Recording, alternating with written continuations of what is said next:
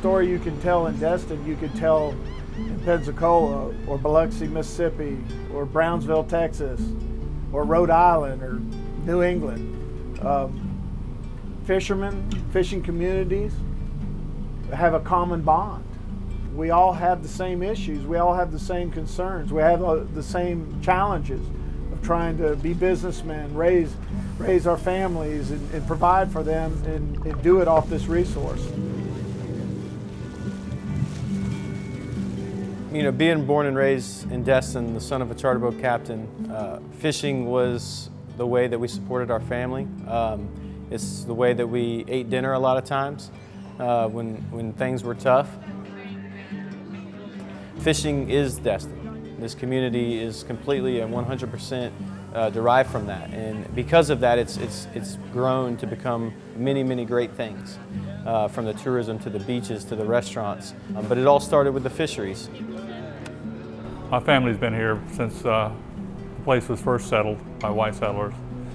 We were, of course, fishermen from New England starting out, and so then we became fishermen here and participated in the pioneering years of the red snapper fishery. Destin always was intimately tied to the fisheries. That was the only way you could make a living.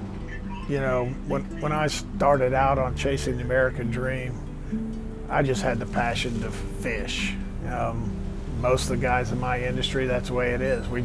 There's something inside of us that makes us want to do what we do on the water, dealing with Mother Nature on a daily basis.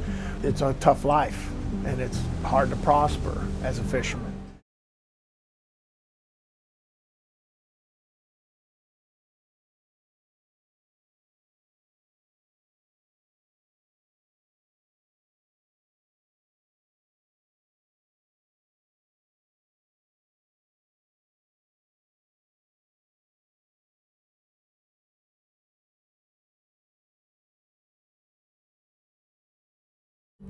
People come to Destin for the fishing and for the golf.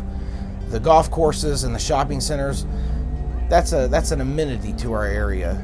Our town and our economy and the tourists that come visit us was built on fishing. I mean, that speaks for itself. If we don't have a thriving fishery, then we don't have a thriving economy in Destin. It's very, very important that we continue to manage these fisheries properly, not only for the restaurants to continuously get fantastic local Gulf seafood for our customers and our guests, but also to help support the many, many, many families that's how they support their way of life.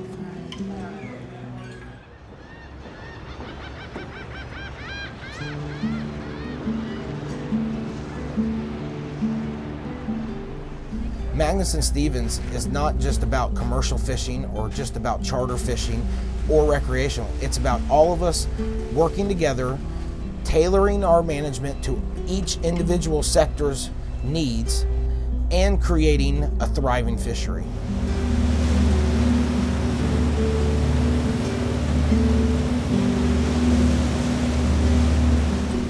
What Magnuson has done for us is make sure that we did not shoot ourselves in the foot. If we didn't stop and take a deep breath and figure out what to do, we wouldn't be able to stand here today and talk about how great the fishing is. Right now, the commercial and charter fleet, this is the most prosperous this fleet has been probably since 1980. And it's all because of Magnuson.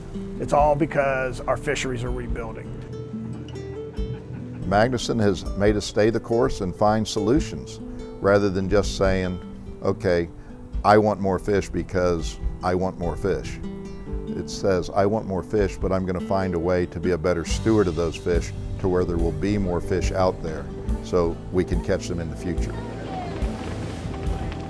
It's all about the future generations, and I'm thankful that the generations before me thought about my generation. So therefore I find it to be our generation's responsibility to push forward with these conservation efforts for my son, for his son, and for everybody that comes down here to enjoy this resource. This isn't just about a decade of fishermen. This is about a lifetime of fishermen and multiple generations and decades of people being able to enjoy such an abundant resource. Without the conservation efforts of Magnuson, where would we be?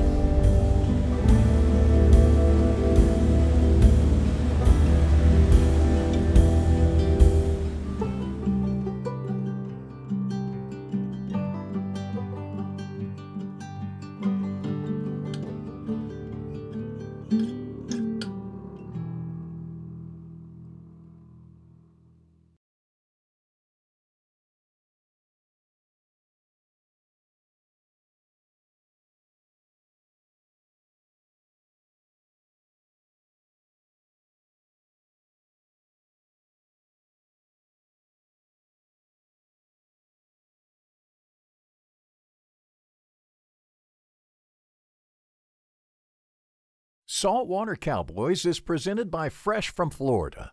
Remember, delicious is always served fresh from Florida.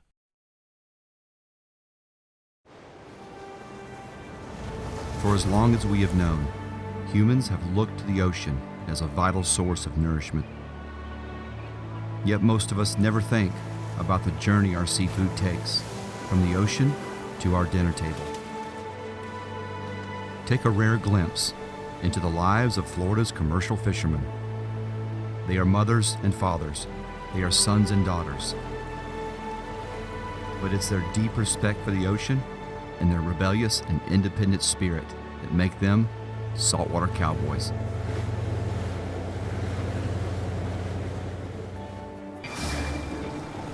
I have loved fishing my whole life. Whether it was fishing in a creek for minnows or catching red snappers in the Gulf. Captain Kerry Hurst and his crew traveled deep into the Gulf of Mexico in search of the Gulf red snapper. It's important that we maintain the quality and keep them looking just like this when we take them off the boat. It's in my blood. It's the only job I've ever had is fishing. I'm responsible for every person on here for their safety. And then comes the fishing.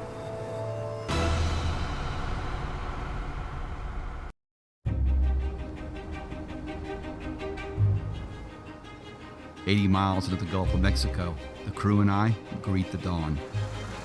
We drove all night. We've woken to an absolutely gorgeous sunrise here on the Gulf. Payoff are views like this. The morning definitely belongs to the fishermen. Coffee. It's pretty up here. It's good. Wake you up. But the captain is worried about finding enough fish to make this trip profitable. The cold water is a factor in how well the fish bite. You know, we had the coldest winter that we've had in many years, and the water temperature is down around 62 degrees. And last year about this time it was 10 degrees warmer than it is now. So hopefully we can do okay down through here where we're going, but we may have to go further offshore.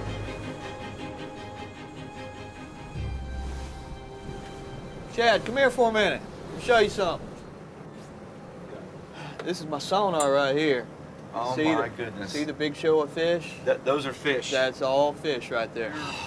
What's the plan now? I got the crew. They got their gear baited up, ready to go, and get right over the top of the fish. And I sit there while the crew puts their gear down on the bottom. So the goal is to hold your crew over these fish. Correct. And they drop those baits right down in there. Straight down on top of them. Okay, guys, you ready to fish?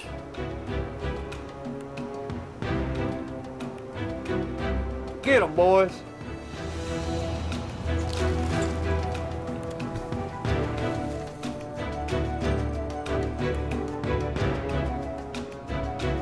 Yeah, there's some fish jumping on right now.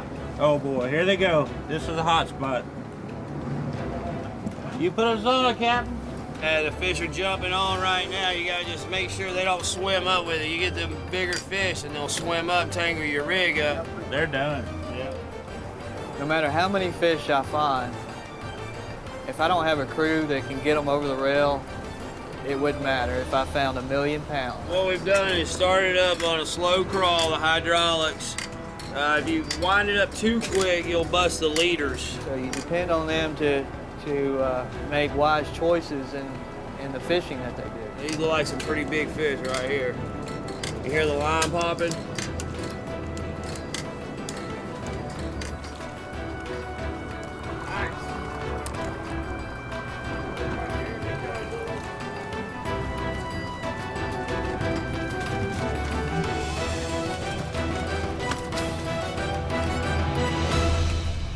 This is fishing like nothing you've ever seen. I mean, they drop this bait and 30 hooks straight down into the fish, and look what comes up. I mean, just a stringer, a dream stringer of Gulf red snapper. It's quite the spectacle. To get a better idea of how this fishing method works, we attached a small camera to the bottom of the rig. One of the main reasons we use so many hooks is that we can get them on here quickly and get them in the fish box to maintain that quality that we want. So it's about speed, getting them from the ocean into the boat on ice. As quickly as possible. Wow. As you can see, when the first fish bites, its struggle gives the illusion of a feeding frenzy, convincing the other fish to take the bait. And within minutes, the rig is ready to be pulled up. Now, do the fish bite every time? No, it's in the end, it's up to the fish. You know, no matter how many fish I get on and all this technology that we have, sometimes they just don't bite. This is what we're here for, guys. Gulf red snapper. So all this technology, you can't persuade them to bite. It's still fishing. That's why I call it fishing and not catching. I have loved fishing my whole life. It's the only job I've ever had is fishing. Never had any other job. I feel like this is what the good Lord created me to do. And I knew that from the time I was a young man. It's the hunt. We practice catching a few fish off one reef and then we move on to the next. We don't sit in one place very long at all. After fishing all day, the captain was searching to make one more drop. I gotta get this place. I gotta get that place. What just happened here is you see the show of fish right here. This is a new place that I just ran over. Okay guys, we're gonna fish one more place.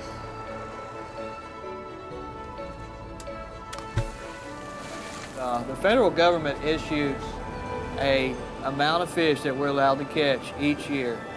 And as a good steward, I try to stretch those fish out throughout the year so I don't have to have any discards or anything like that. We want to maintain a good management plan so we don't overfish at all. I can catch a lot of fish today, but I need to catch fish today, tomorrow, next day, and there on out, many years to come.